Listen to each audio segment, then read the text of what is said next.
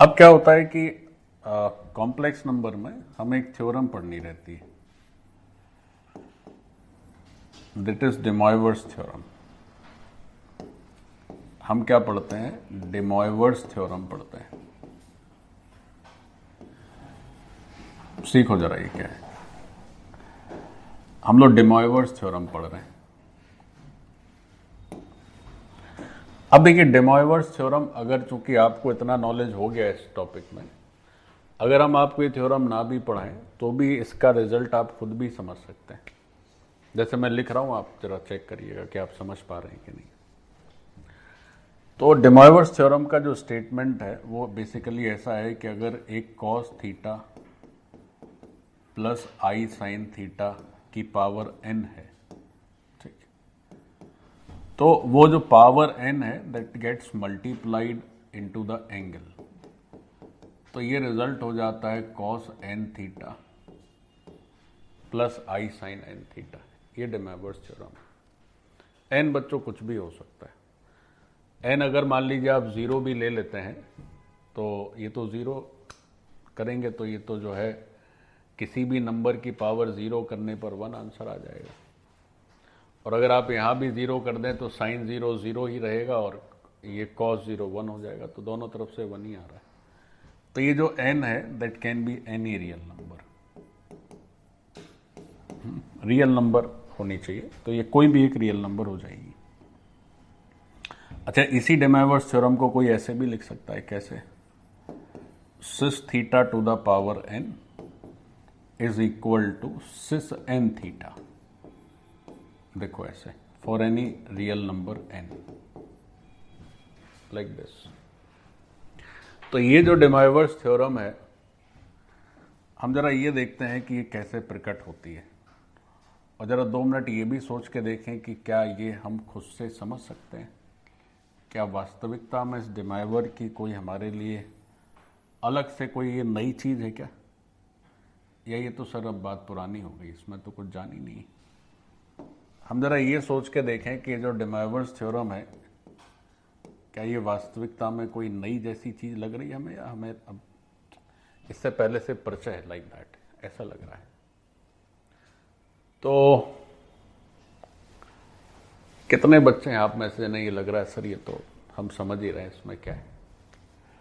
कितने ऐसे लोग हैं क्लास में जिनको लग रहा है कि सर ये तो हमारे लिए आसान है, इसमें कुछ नया जैसा नहीं है? कुछ लोग हाथ तो रहे। श्रीमान जी बताइए, बताएं। कह रहे साहब नया नहीं है। कैसे नहीं है तो बताओ।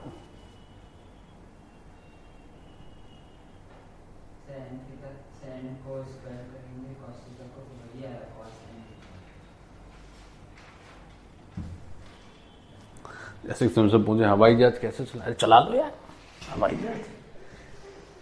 बाइक चलाते हो कि नहीं चलाते हो? गाड़ी चलाते हो वैसे चला लो, उसमें भी होगा स्टीयरिंग, इधर उधर गियर वियर होंगे, अपना चलाओ। भैया हम कभी नहीं बताए, पहली बार ही बता रहे हैं। कह रहे आप बताए थे। ये तो गजब कर दिया भैया, अभी हम पहली बार ही बता रहे हैं। कॉम्प्लेक्स नंबर फर्स्ट टाइम पढ़ रहे हैं कि नहीं पढ़ रहे हैं? क्यों? वो तो नमन ने ये सोचा कि पहले कभी बता चुके हैं इसलिए। भाई साहब फर्स्ट टाइम ही चर्चा हो रही है इसकी, अभी तक नहीं बताए हैं। चलिए, तो ये तो जो है गलत जगह निशाना लगा दिए। और कोई देखो ये कैसे हो रहा है। But I was thinking some of you must give the correct answer, but unfortunately बताओ, अभी भी टाइम है, बताओ। देखो ये बहुत सरल है, ऐसे सरल है कि जो कॉस थीटा प्लस, जैसे कोई कहे कि इस डे मॉयवर्स थ्योरम का साफ प्रूफ लिख के बताएं, तो you people just broke my heart, because I was thinking कि आप आराम से कर देंगे इसको। थोड़ा शायद ध्यान में नहीं आ रहा है आपको, नहीं तो आप कर देते हैं। देखो अगर इसका यूलर्स वर्जन लिखें तो this is e to the power i theta whole to the power n, ठीक है। तो मैथ्स का अच्छा एक बेसिक रूल होता है, यहाँ लिख दे रहा हूँ मैं, कि कभी भी अगर a to the power b आप whole to the power c करते हैं तो this whole power can be multiplied into the existing power, तो ये a to the power b into c हो जाता है। तो ऐसे ही अब e to the power i theta है, पावर n है, तो e to the power i और n थीटा हो जाएगा ऐसे। तो अब this is again an Euler form. अब इस यूलर फॉर्म में जो आर्ग्यूमेंट है वो थीटा की जगह क्या हो गया, n थीटा हो गया। भाई अगर इस यूलर फॉर्म को आप ब्रेक करें तो आपको थीटा की जगह अब क्या लिखना पड़ेगा, n थीटा लिखना पड़ेगा। तो cos n थीटा हो जाएगा और i sin n थीटा हो जाएगा। सो ये अपनी बच्चों LHS थी प्रूफ की, और ये अपनी RHS है प्रूफ की, एक लाइन का ही प्रूफ है। So this part is done. तो अगर हम e to the power i theta लिख रहे हैं तो उसको यूज करके कर सकते हैं। तो किसी भी कॉम्प्लेक्स नंबर को अगर इस तरह से सोचें de Moivre's के हिसाब से, जैसे मान लीजिए बच्चों सीखिए, जैसे कॉम्प्लेक्स नंबर z लिखा हुआ है। अब z लिखा हुआ है, अच्छा उससे पहले एक चीज चलो एक और कर लेते हैं, फिर z की बात करते हैं। इसी में एक बात आप और समझ लें कि जैसे अगर cos theta plus i sine theta है और उसकी पावर -1 कर दें, या से आप ऐसे सोच लें कि 1 cos theta plus i sine theta, ठीक है। So this can be written as cos theta minus i sine theta. ये भी एक ऐसा रिजल्ट है जो बहुत काम आ जाता है। तो अगर कभी भी cos theta plus i sine theta का इनवर्स दिया हो तो आप उसे cos theta minus i sine theta लिख सकते हैं। अगर ये इनवर्स दिया है तो आप उसे cos theta minus i sine theta लिख सकते हैं। कहीं नहीं चल रहा है ऐसे, ठीक। अब देखो इसको भी समझना बहुत इजी है de Moivre's की हेल्प से ही। कैसे कर सकते हैं इसको, देखो बच्चों, अगर इसको आप देखें तो de Moivre's की मदद से आप देखोगे तो ये माइनस अंदर चला जाएगा, तो cos माइनस थीटा और आई साइन माइनस थीटा, और cos के अंदर माइनस का कोई सिग्निफिकेंस नहीं है, और साइन के अंदर जो माइनस है that comes out. So this is the result like this. तो हमारा जो रिजल्ट हो जाता है that becomes cos theta minus i sine theta. तो इस तरह से हम लोग ये भी ध्यान में रख सकते हैं कि अच्छा इसका उल्टा भी वैसे ही है। उल्टा मतलब कोई अगर 1 cos theta minus i sine theta कह दे तो आप उसको cos theta plus i sine theta लिख सकते हो। कैसे, देखो अगर कोई, अच्छा इसमें एक बात का जरूर ध्यान रखें, ये नीचे वाला पूरी तरह से 0 नहीं होना चाहिए। तो नीचे वाला 0 हो सकता है क्या, जरा गौर से देखो, क्या ये नीचे वाला पूरा 0 हो सकता है, या मैं कहूं कि 0 को आप कॉम्प्लेक्स नंबर के फॉर्म में, पोलर फॉर्म में लिख सकते हैं। आप सोचिए cos theta plus i sine theta, कोई ऐसा थीटा पैदा हुआ है जिस पर cos भी 0 और साइन भी 0, ऐसा तो होता नहीं है। तो ये जो सिस थीटा है ये तो कभी 0 नहीं है बच्चों, नेवर, क्योंकि सिस थीटा का मतलब है cos और साइन साइमल्टेनियसली 0, तो ये 0 तो कभी हो ही नहीं सकता, ऐसा तो कोई थीटा होता नहीं है ना। तो नीचे 0 होगा, इसकी चिंता आपको करनी नहीं है। मैं इसका उल्टा ही बता रहा था कि अगर इसी में कोई ऐसे लिख दे, क्या लिख दे, उल्टा इस तरह से लिख दे कि 1 cos theta minus sine theta, कोई लिख दे ऐसे, नीचे लिख दिया जाए 1 cos थीटा और माइनस आई साइन थीटा, तो आप बच्चों इसको लिख सकते हो cos theta plus i sine theta like this, ठीक। एक ही बात है, वो दोनों एक ही चीज है। चलिए अब ये 0 नहीं हो सकता, ये बात भी हमें जरूर लिखनी चाहिए कि साहब अगर सिस थीटा कभी भी लिखा हो तो वो 0 होने के कोई चांस नहीं है। कोई ऐसा थीटा नहीं हो सकता है जिसपे सिस थीटा क्या हो, 0 होता हो, क्योंकि कभी भी cos और साइन एक साथ एक ही एंगल पर 0 नहीं हो सकते। तो this is very important to remember. Okay. अब जैसे कॉम्प्लेक्स नंबर में जो डेमाइवर्स थ्योरम है, इसको अगर हम करके देखें एक दो क्वेश्चन, या जैसे चलो से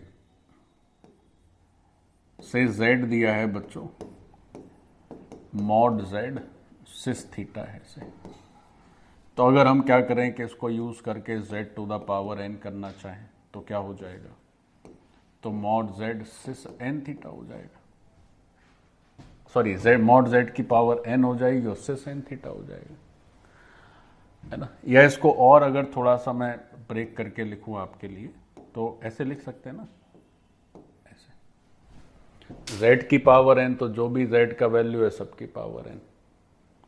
अच्छा, फिर अब ये पावर n दो हिस्सों में बढ़ जाएगी, यहां भी पावर हो जाएगी, सॉरी मैंने यहां तो n थीटा लिख दिया था, तो n हटा दो पहले।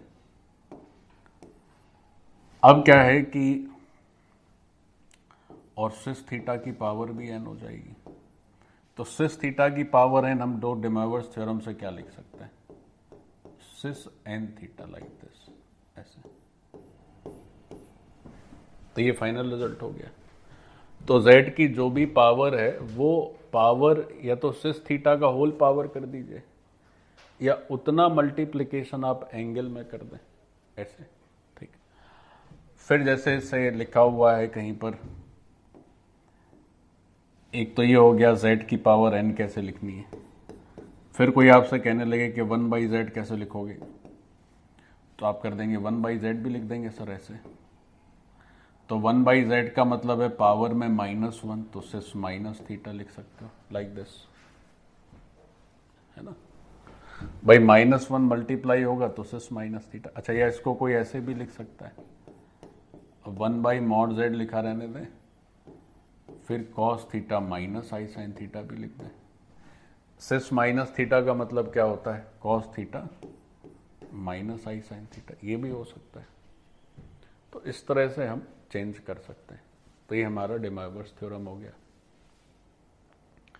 तो कितनी भी पावर हो, अगर सिस के ऊपर वो पावर है, तो that power is gets multiplied to the angle, वो आर्ग्यूमेंट में मल्टीप्लिकेशन हो जाता है। फिर अब एक बात फिर से वही ध्यान रखना है, क्या ध्यान यही रखना है कि हो सकता है कि थीटा प्रिंसिपल आर्ग्यूमेंट हो सकता क्या हो गई चूंकि पोलर फॉर्म है, लेकिन हो सकता कि एन थीटा प्रिंसिपल आर्ग्यूमेंट में ना आता हो। से अगर ये 100 डिग्री है और एन की वैल्यू 5 है, तो दिस इज 500 डिग्री, तो आपको फिर पोलर फॉर्म में हमेशा कन्वर्ट करना पड़ेगा। तो ये बात पीछे भी लागू थी, ये बात यहाँ भी लागू है। तो जो भी आपका थीटा उसमें आप एन से मल्टीप्लाई कर देंगे, fine, but that may not be a principal value of argument, so that you need to change. ठीक, डन बच्चों। अब एक दो ऐसे क्वेश्चंस करते हैं जिनमें हमें पोलर फॉर्म की कैलकुलेशन करनी होगी और ये सब पावर आवर भी आ जाए उसमें, इस तरह से करते हैं। तो एक पहले आसान सा करते हैं, फिर थोड़ा सा लेवल अप करेंगे। तो क्वेश्चन इस तरह से है कि एक बच्चों z अपने को दिया हुआ है, से दिस इज √3, बिल्कुल इजी करेंगे, √3 minus i to the power 4, let's say 10। और क्वेश्चन ये है कि इसका पोलर फॉर्म बताइए साहब क्या है।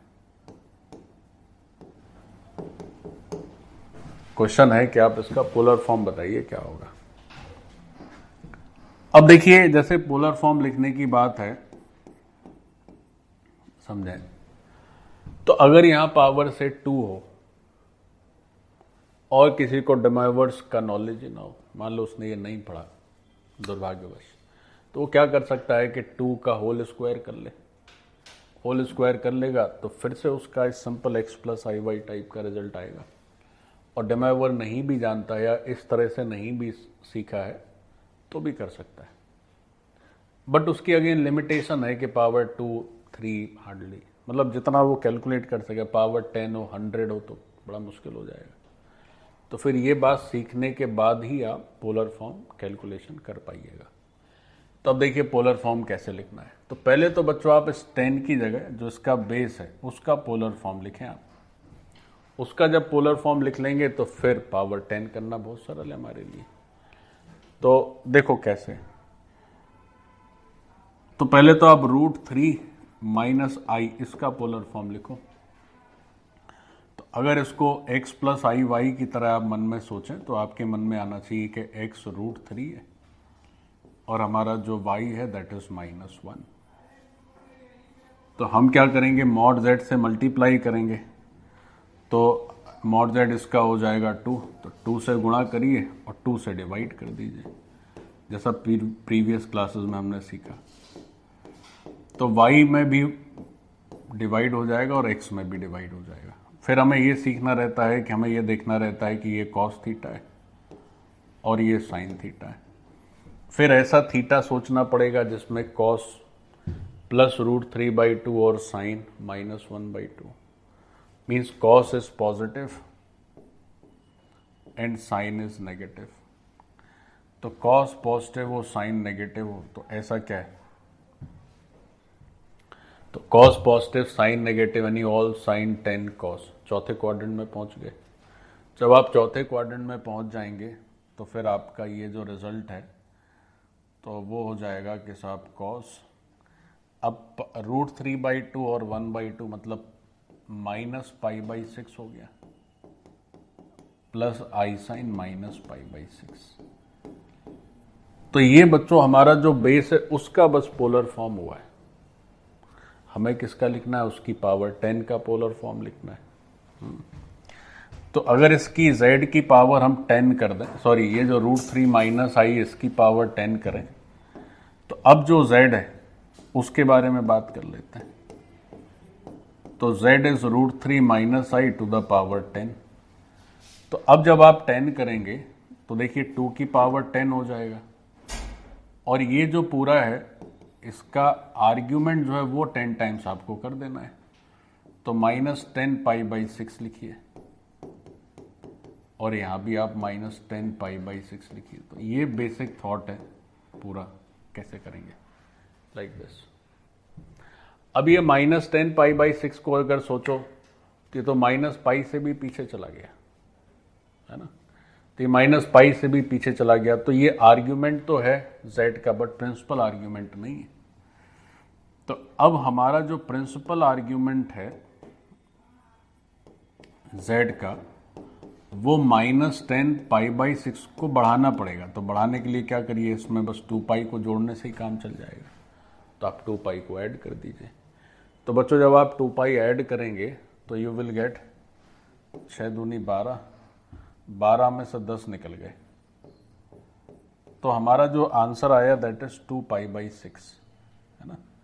तो हमारा आंसर आया 2π/6। अब ये सही एक प्रिंसिपल वैल्यू भी हो गई है ना। तो प्रिंसिपल वैल्यू होने के लिए जरूरी है कि जो भी आंसर आए वो इस रेंज में होना चाहिए, तभी उसे हम प्रिंसिपल वैल्यू मानते हैं।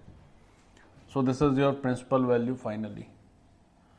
तो अब हमें पोलर फॉर्म में कन्वर्ट करना था बच्चों। तो अब आंसर क्या लिखा जाएगा, देखो तो हम आंसर लिख रहे हैं। तो हमारा जो आंसर पड़ेगा वो पड़ेगा 2 to the power 10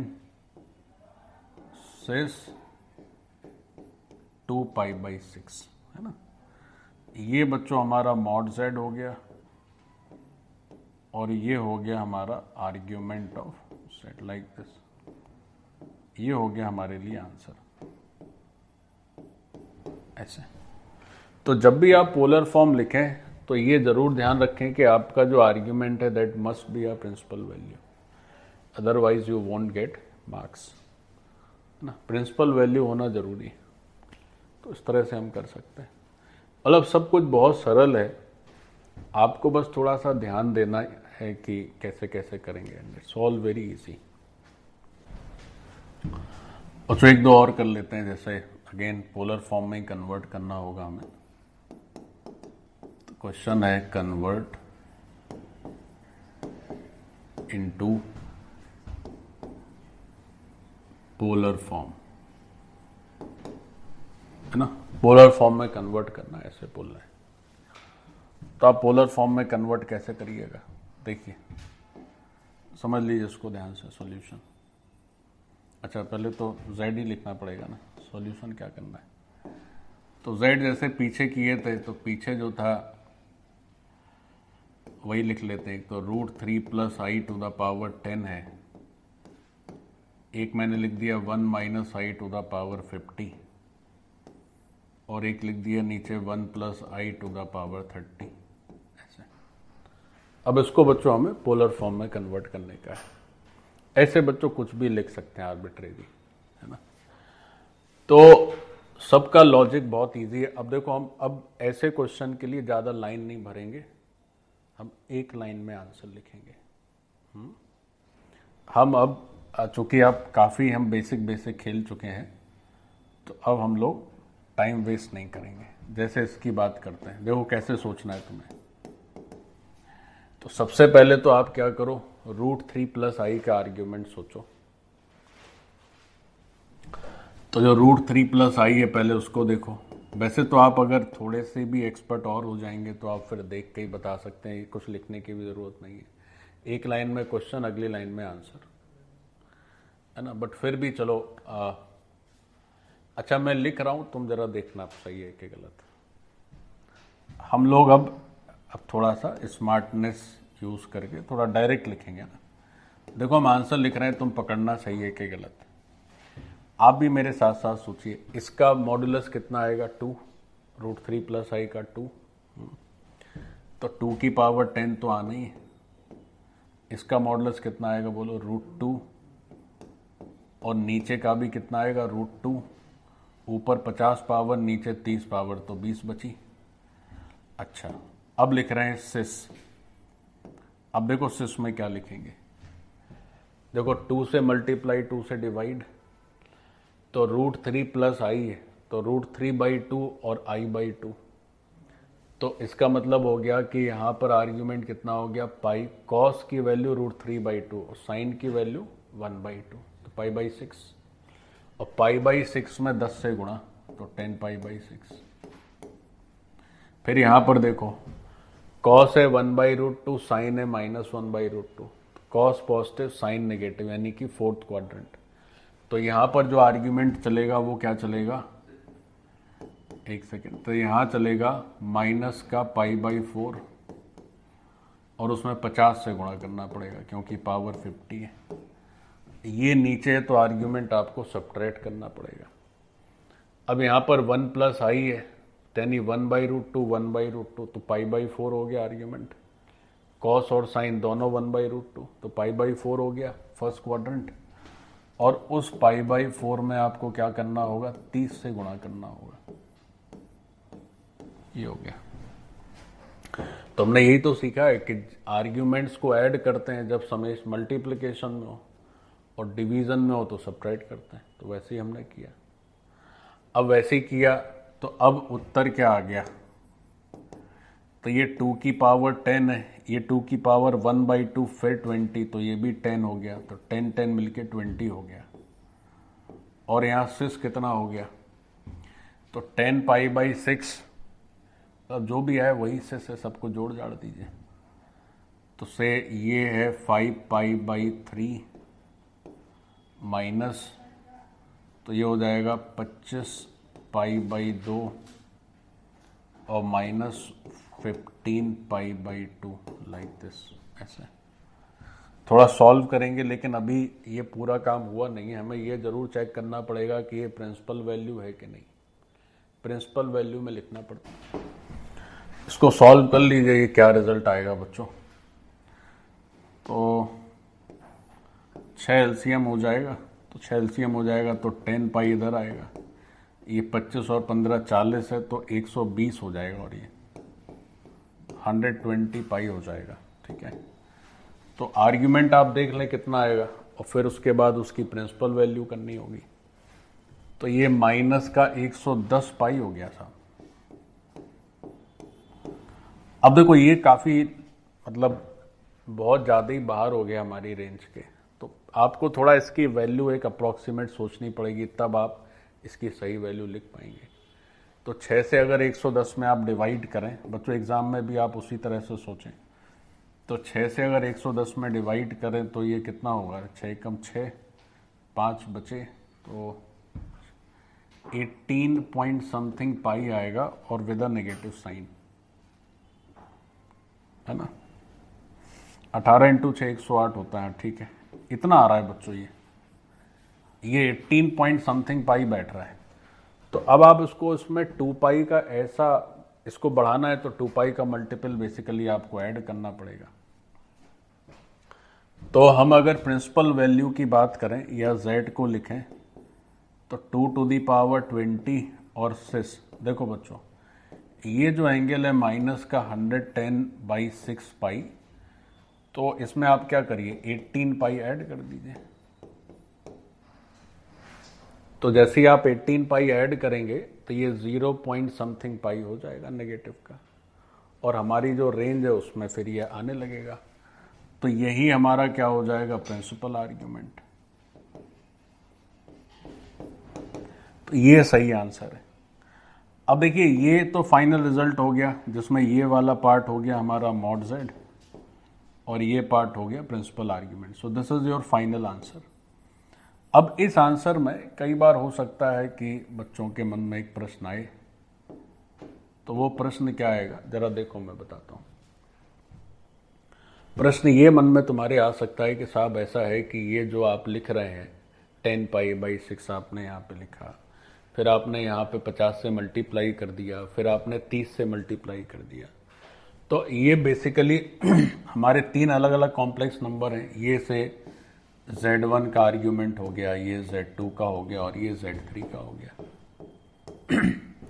तो सर ऐसा नहीं कर सकते कि Z1, Z2, Z3 के आर्ग्यूमेंट की ही प्रिंसिपल वैल्यू ले लेते, बाद में उसको रखते। जैसे आप सब कैलकुलेट करने के बाद, जोड़ घटाने के बाद आपने 18 पाई ऐड किया, तो हम पहले ही से क्या करते, प्रिंसिपल वैल्यू लेते, तो कुछ तो छोटा कैलकुलेशन होता, तो क्या आंसर में अंतर पड़ जाता है। बच्चों कोई अंतर नहीं पड़ता, जरा इस बात को भी सीखो। पहले से तुम अगर प्रिंसिपल वैल्यू लेते तो 2 पाई के मल्टीपल को जोड़ते या घटाते तभी ना प्रिंसिपल वैल्यू आती। तो 2 पाई के मल्टीपल को जोड़ने या घटाने से एंगल पर कोई वैसे भी फर्क नहीं पड़ना है। तो आप वैसे करो या फाइनली आप 2 पाई के मल्टीपल ऐड करें, सब्ट्रैक्ट करें, बात बराबर ही है, कोई फर्क नहीं पड़ेगा।